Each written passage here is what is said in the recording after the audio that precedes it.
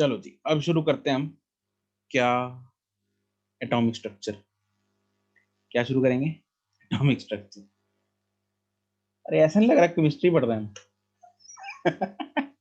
बिल्कुल वही है ही केमिस्ट्री वाला। तो याद है भाई, एटॉमिक स्ट्रक्चर में किस किसने भाई अपने एटॉमिक एटम के मॉडल दिए थे? सबसे पहले डाल्टन्स एटॉमिक मॉडल, फिर आया Yes, थॉमसन एटॉमिक मॉडल, फिर है ना? उसके बाद रदरफोर्ड रदरफोर्ड, रदरफोर्ड आया, और उसके बाद कौन आया? Bohr, Niels Bohr.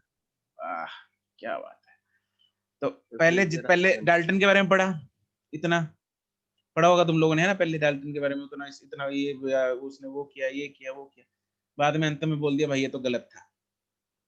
थॉमसन का आया था फिर वाटरमेलन वाला। हाँ, फिर थॉमसन ने वाटरमेलन दिया, फिर वो उस पे एक लेक्चर लगाया भाई, फिर वो भी गलत था। बोहर वाला बाद में क्या? बड़ी गलत बात है सर, सीधा सही नहीं पढ़ाते, गलत पढ़ा के फिर सीधा गिराते हैं, है ना? गलतियों से सीखता है बंदा। ठीक है, चलो, या तो अपनी गलतियों से या दूसरों की गलतियों से। यहाँ पे दूसरों की गलतियों वाला फंडा है ना। सर नील बोहर वाला भी तो गलत ही है। वो भी गलत है। हाँ, फिर उसके बाद हाइजेनबर्ग आया था, फिर क्वांटम मैकेनिक मॉडल आया था। हाँ, सही बात है। ठीक है जी, चलो, तो सबसे पहले डाल्टन, हम तो एक एक लाइन लिखेंगे भाई, ज्यादा इस पर टाइम नहीं खराब करेंगे, ठीक है? तो डाल्टन एटॉमिक मॉडल, उसका मेन पॉइंट क्या था और फेल क्यों गया, बस इतना लिखना है अपने को। इसने क्या बोला था, कैसे एटम, एटम एटम क्या चीज है, क्या है अंदर, एलिमेंट के अंदर क्या बोला इसने? सबसे छोटे पार्टिकल एटम बोलते हैं। हाँ, इसने ये बोला कि भाई सबसे छोटे पार्टिकल ही एटम है। ठीक है, इसने बोल दिया एटम जो है वो इंडिविजिबल है, आगे डिवाइड नहीं हो सकते। ठीक है, न्यूट्रल है वो, ठीक है, ये बोला, ठीक है न्यूट्रल होते हैं, बट उसने ये बोल दिया कि आगे डिवाइड नहीं हो सकते, जिसको फेल किसने कर दिया? थॉमसन मॉडल ने, क्योंकि उसने एस्टैब्लिश कर दिया भाई उसके अंदर पॉजिटिव और नेगेटिव चार्ज है, तो इट कैन बी डिवाइडेड। ठीक है, तो अकॉर्डिंग टू हिम क्या था? he said atom is the smallest indivisible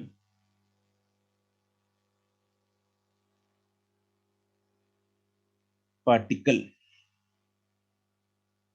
of an element.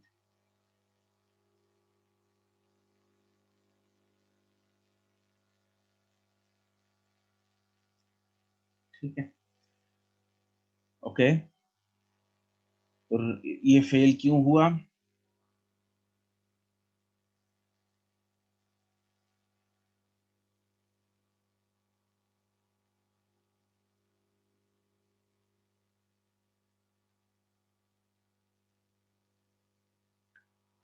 Because J Thomson ने डिस्कवर किया that atom can be divided, right? It was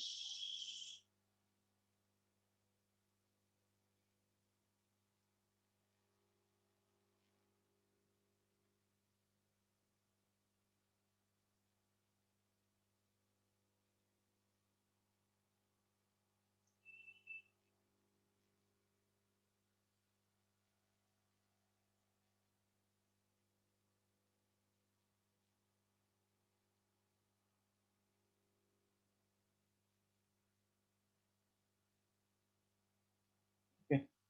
फिर आया जे थॉमसन का मॉडल, इसको प्लम मुडिंग मॉडल बोलते हैं ना।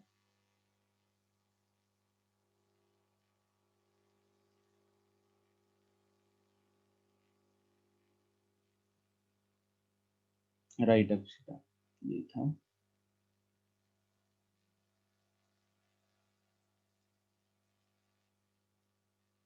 इसने क्या बोला, जैसे वाटरमेलन में होता है या केक में होता है, उसमें हर जगह जहाँ पे केक है दैट इज पॉजिटिव, और बीच में जैसे सीड्स होते हैं वाटरमेलन के अंदर, तो वो सीड्स जैसे प्लेस्ड होते हैं वैसे कहीं कहीं पे नेगेटिव चार्ज प्लेस्ड है। उसने ऐसा कुछ बोल दिया। या फिर केक के अंदर जैसे कहीं कहीं पे वो चेरीज होती हैं या है ना रेजिन्स वगैरह होती हैं, तो they are like the negative charges. तो बट दैट आल्सो फेल्ड। उसको किसने फेल किया था? Scattering of light. Scattering of scattering of light. वो रदरफोर्ड का अल्फा रे एक्सपेरिमेंट जो था। हाँ, स्कैटरिंग ऑफ लाइट क्या बोल रहे थे? नहीं, लाइट नहीं हो कुछ। अल्फा रे, हाँ अल्फा रे थे। अल्फा रेज को उसने उस पे कराया था, जब बॉम्बार्ड कराया थ्रू किसके थ्रू करवाया था? Gold foil. गोल्ड फॉयल के थ्रू, करेक्ट। तो गोल्ड फॉयल के थ्रू, गोल्ड लीफ के थ्रू जब उसने बॉम्बार्ड कराया तो क्या देखा उसने कि majority of the alpha particles went through, ऐसे ही निकल गए अनडिफ्लेक्टेड। ठीक है, और कुछ 5-10 हजार में से एक वापस आया रिफ्लेक्ट मार के। तो वो क्यों आया था? क्योंकि वो न्यूक्लियस से टकराया था। ज्यादा लाइट पड़ ली सर। हाँ वो बात तो है, लाइट ज्यादा पड़ ली, इसलिए इधर भी लाइट को ही डिफ्लेक्ट करा दिया तूने। ठीक है।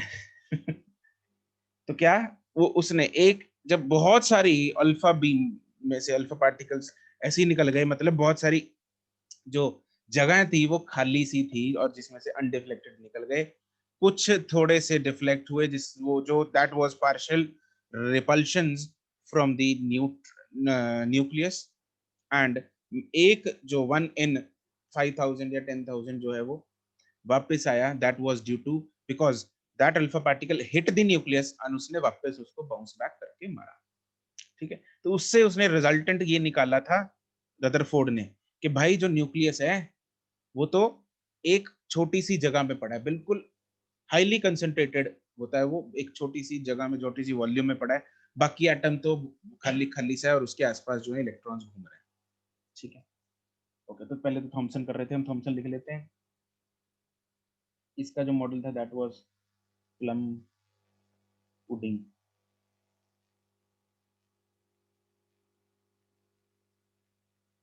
या फिर watermelon.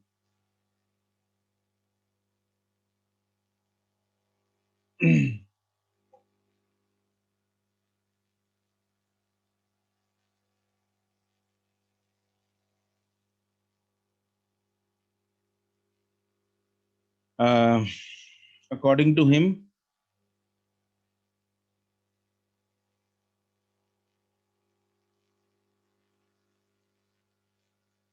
the positive charge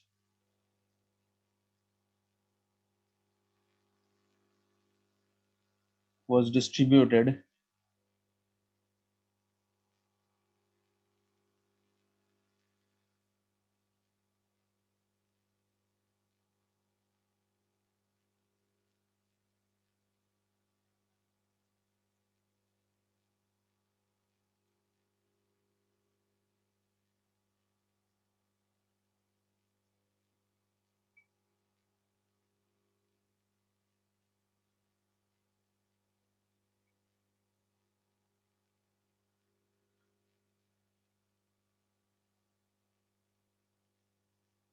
and the electrons were present like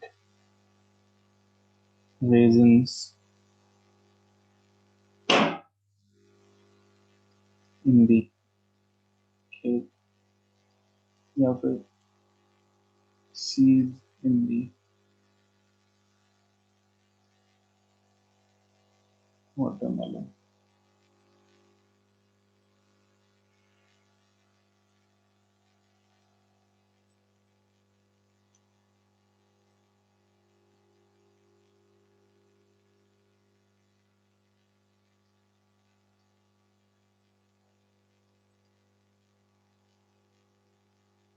failure क्यों हुआ?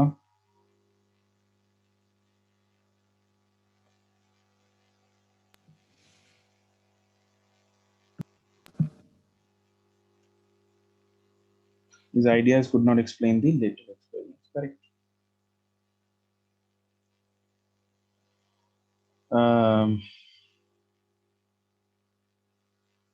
he could not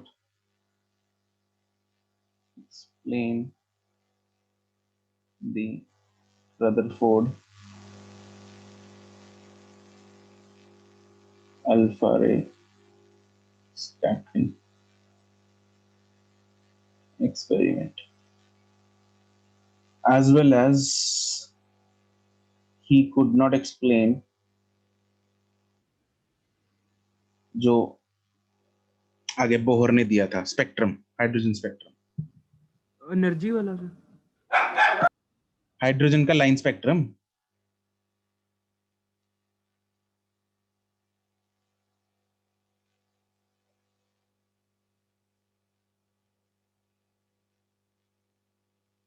ठीक है, स्पेक्ट्रम तो पता होगा, वो सीरीज होती है Lyman Barmer Lyman Balmer passed in LBP. bracket P fund Humphrey Ali. It's not P fund. हाँ, स्पेलिंग्स याद करने में आसानी हो जाती है ऐसे बोलने में। हाँ वैसे होता क्या है? fund. पता नहीं सर सीधा P fund ही कहते थे। बट होता नहीं है P fund, it is fund. P is silent, पता नहीं क्यों डाला बट इट इज साइलेंट। अब नॉलेज में भी के पता नहीं क्यों आता है, पता नहीं यार, अंग्रेजी बनाने वाले पता नहीं क्या सोचते तो एमटी में भी पता नहीं EPNY क्यों आता है। हैं। एमटी में EPNY पता नहीं क्यों आता है। हाँ वो सिर्फ एमटी है ना। सही बात है, पता नहीं साइलेंट का फंडा मेरे को ना आज तक नहीं समझ में आया। जब चीज को रखना ही साइलेंट है फिर क्यों एक्स्ट्रा में क्यों डालना क्यों है? हाँ, जब रखना ही साइलेंट है मतलब इट्स लाइक, मतलब आई वोंट कुछ कमेंट नहीं करेंगे कुछ सरकार पे, लेकिन इट्स लाइक ना Manmohan Singh and Congress government. But कुछ तो होगा रीजन इसका। मनमोहन सिंह का भी रीजन तो था कुछ, क्या था रीजन इसका? मनमोहन सिंह का सर, हाँ, वो तो इकोनॉमिस्ट नहीं था, उसको इंग्लिश में। लेकिन सुनता कोई नहीं था ना बेचारे की। He was a good person. He was a talented person actually. You are right, completely right. कम से कम पढ़ा लिखा तो था, हाँ। मोदी जैसा तो नहीं। बट क्या है कि उसको सुना नहीं किसी ने, है ना। चलो जी, तो he was like P in fund. Okay, तो खैर कोई अगर अंग्रेज है बढ़िया सा अपनी क्लास में तो बताओ भाई इसका रीजन क्या होता है साइलेंट लेटर्स डालने का बीच में? नहीं, अब इस समय तो डेल्टा जागा रे जागा।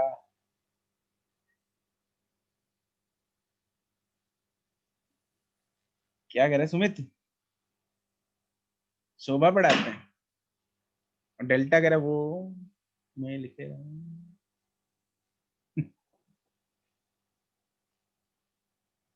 Just to make English complicated. हाँ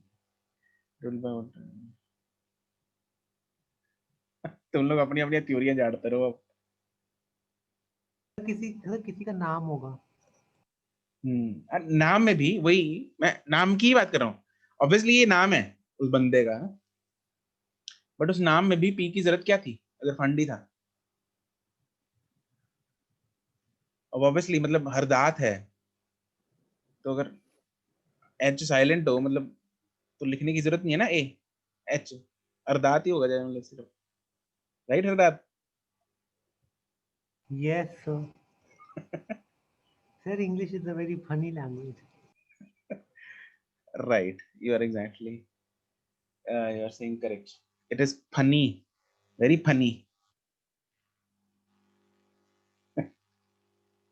बहुत और भी बहुत सवाल है इंग्लिश को लेके तो।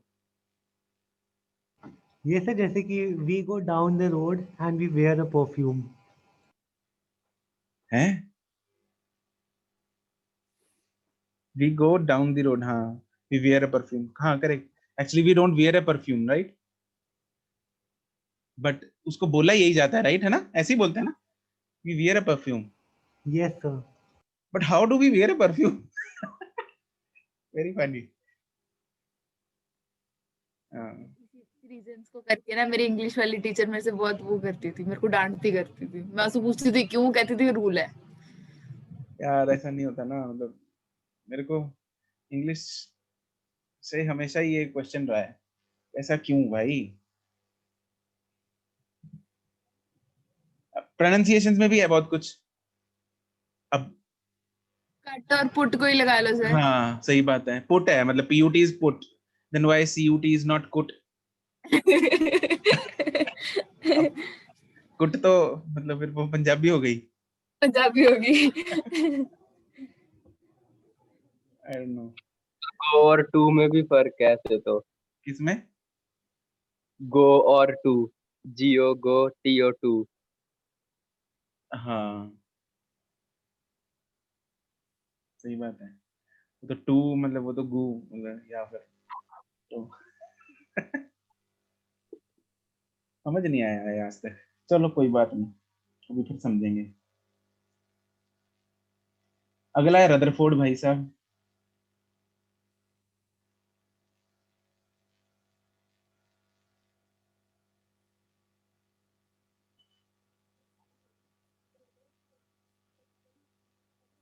Rutherford model,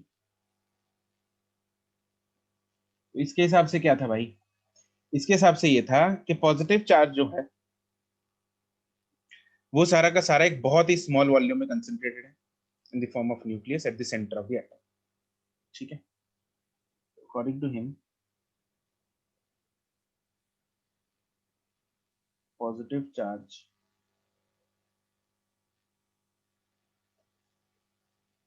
is concentrated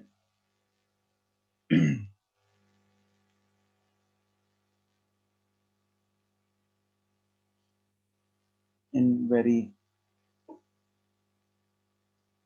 small volume nucleus, the center of the atom.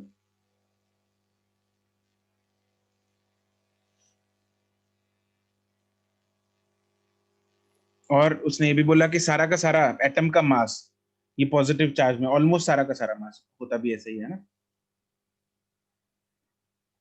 This positive charge has almost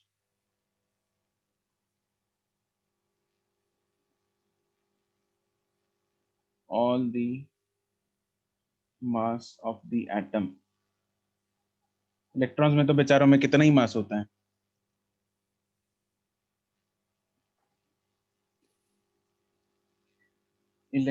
उसने ये भी बोला कि electrons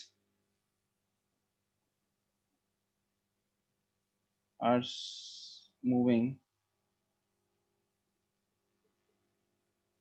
in circular orbits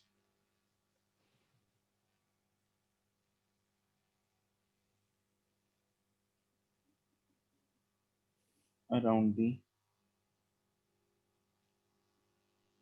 nucleus.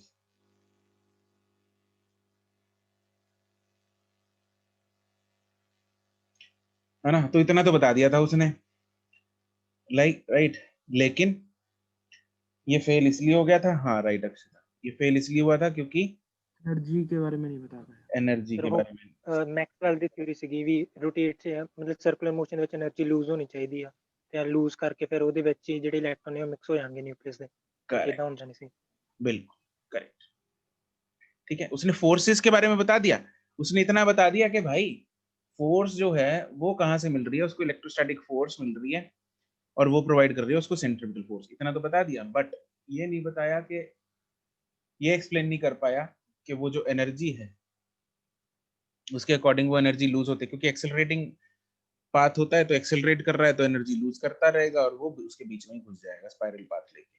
ठीक है, तो यहाँ से सर पूरा गलत तो नहीं कह सकते हम। ना पूरा गलत नहीं था, कुछ तो इसने बेस बनाया था बोहर के लिए ना? तो हम कहाँ नकार रहे हैं इसको बेचारे को, हम तो पिछले वालों को भी नहीं नकार रहे, कुछ तो काम किया बेचारों ने, कुछ तो बताया कम से कम। पहले वाले नहीं, डाल्टन वाले में एटम के बारे में तो कुछ बताया ना, एटम तो है और उस पे अच्छा। आगे हर बंदे ने कुछ ना कुछ एक लेवल तक का काम करके दिया, ठीक है, उसके आगे की चीजें फिर अगले वाले ने खींची, फिर ऐसे इट हैपेंड लाइक दिस। तो सर नील बोहर ने तो कहने फिर फॉर्मूले दिए थे, उसने किया क्या था? शर्म तो आती नहीं तेरे को? फॉर्मूला का मतलब कैसे मांगा उसने? तो भगवान मेरे को फॉर्मूले भेज दे जरा। अबे नहीं कुछ वो भी गलत फॉर्मूले। अब तो वो मारेगा भी एक उसको तरह पकड़ के, मतलब क्या क्या करें? सबने कुछ ना कुछ गलत तो किया ही है, अब सारा कुछ हर एक का काम तो सही नहीं था। तू भी यार अक्षित, ना अर्षित, किसी की मतलब कंट्रीब्यूशन को ऐसे ऐसे बोलते हैं, अच्छा लगता है?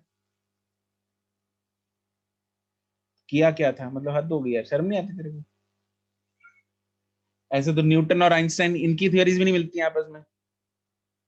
आइंस्टाइन तो कहता है ग्रेविटेशन फोर्स ही नहीं है। ठीक है, it's लेकिन सारी अपनी 11th की फिजिक्स ही न्यूटन के ऊपर बेस्ड है। 11th क्या 12th क्या, बहुत सारी 12th में भी।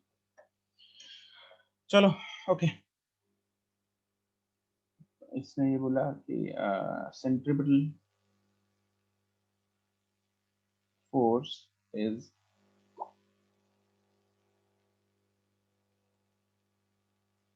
provided by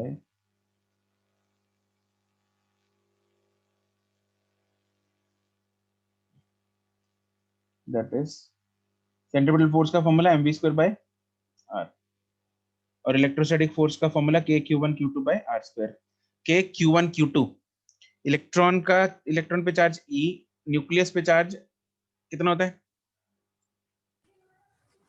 न्यूक्लियस पे चार्ज होता है ZE Ze,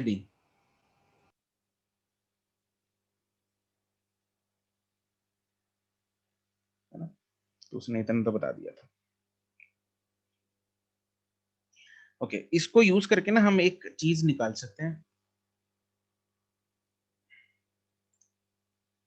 एनर्जीज वगैरह को यूज करके। चलो मैं वो बाद में लिखवा देता हूँ। एप्लीकेशन रदरफोर्ड मॉडल को ना यूज करके एक एप्लीकेशन बनाई जा सकती है, that is determination of distance of closest approach. Closest approach नाम की चीज तुम लोगों ने केमिस्ट्री में सुनी है ना? राइट, क्या होती है क्लोजेस्ट अप्रोच? इसी चैप्टर में सुनी। ओके चलो पहले फेलियर कर लेते हैं, फिर क्लोजेस्ट अप्रोच करते हैं। हाँ भाई, फेल क्यों किया ये बताओ? तो क्योंकि मैक्सवेल ने कहा था एक मूविंग चार्ज अपना चार्ज नहीं लिख सकता है। हाँ, अगर वो एटम के आसपास घूम रहा है तो वो घूमते घूमते न्यूक्लियस में ही वो कर जाएगा, राइट एंड उससे एटम अनस्टेबल हो जाएगा। क्रैश कर जाएगा। Right, an electron revolving around nucleus is accelerating charge.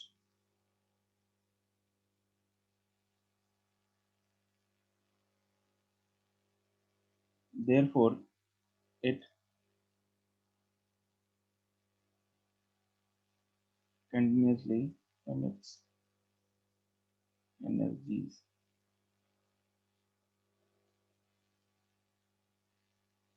As a result,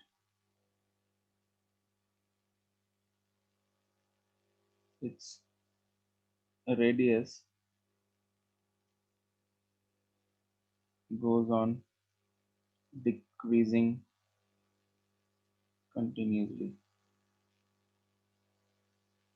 and it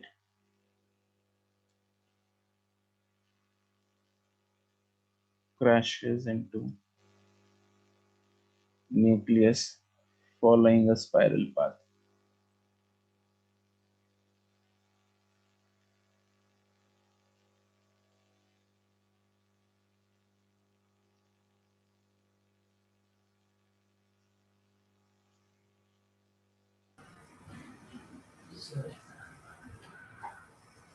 sir Hmm? Sir अगर हमारी अर्थ भी एनर्जी इमिट करे तो वो सन के पास जा सकती है? अगर एमिट करे तो जा सकती है। तो मतलब हम अगर सैटेलाइट्स छोड़ते हैं तो वो it's not a energy charge emit, particle ना। सर एनर्जी तो अपने साथ लेकर जाती होंगी चार्ज जब पार्टिकल एक्सेलरेट करता हुआ एनर्जी छोड़ेगा ना।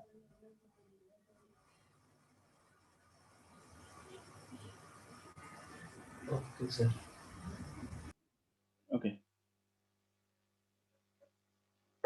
और ये चीज भी थी, और दूसरी चीज ये थी कि भाई अगर इसका कंटिन्यूअस स्पाइरल पाथ बन रहा है तो हाइड्रोजन स्पेक्ट्रम भी एक्सप्लेन नहीं होगा। हाइड्रोजन स्पेक्ट्रम क्या होता है, याद है हाइड्रोजन स्पेक्ट्रम बनता कैसे है? सर थोड़ा थोड़ा है। कैसे इलेक्ट्रॉन एक्साइट जैसे एक्साइट आप होते हैं? हाँ जी सर, फिर ਉਹਦੇ ਬਾਅਦ ਐਕਸਾਈਟ ਹੋ ਕੇ ਕਿਸੇ ਹਾਇਰ ਲੈਵਲ ਸਟੇਟ ਤੇ ਜਾਂਦੇ ਨੇ, ਉਹਦੇ ਬਾਅਦ ਜਦੋਂ ਵਾਪਸ ਆਉਂਦੇ ਨੇ ਤਾਂ ਕੋਈ ਪੈਟਰਨ ਵਗੈरह बनता ਉਸ ਤੋਂ। हाँ, जब इलेक्ट्रॉन एक्साइट होके वापस आएगा तो एनर्जी छोड़ेगा, और एनर्जी छोड़ेगा वो एक, अगर किसी लाइट विजिबल लाइट के रीजन में आएगी तो वो हमें स्पेक्ट्रम वो मिलता है। कुछ क्लियर लाइंस में होते हैं, ठीक है, मतलब तो वो एक हाँ लाइन दैट इज में। द एक्चुअली स्पेक्ट्रम जो हमें दिखता है, excitation and D excitation. Right, अगर ये कंटिन्यूअस पाथ है, स्पाइरल पाथ है, फिर तो कंटिन्यूअस स्पेक्ट्रम दिखना चाहिए, लेकिन ऐसा नहीं था, वो एक लाइन स्पेक्ट्रम था जो कि पर्टिकुलर कुछ पर्टिकुलर लेवल्स पे ही पॉसिबल है कि अगर इलेक्ट्रॉन एक पर्टिकुलर लेवल से दूसरे लेवल पे जाएगा तभी पॉसिबल है। ठीक है, तो hydrogen spectrum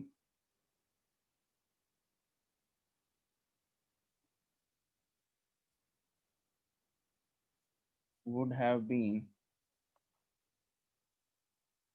a continuous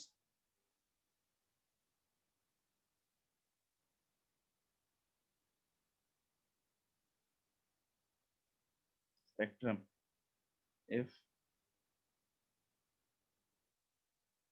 the path of the electron was spiral. But actually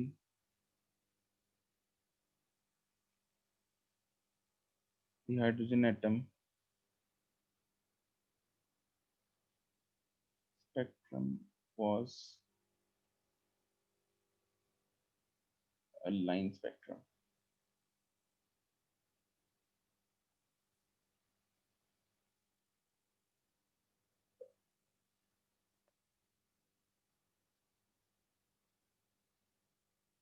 ठीक है,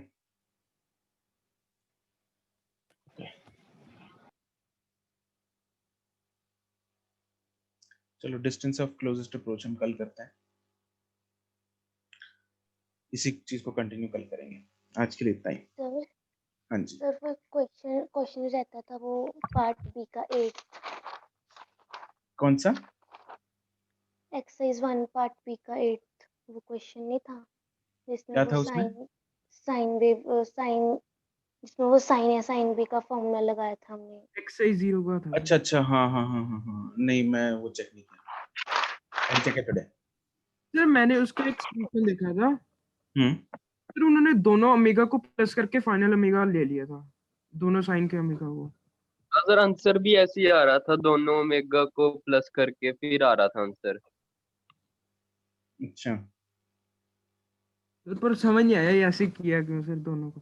ओमेगा को प्लस क्यों किया? हम्म, और मैं देखता हूँ आज।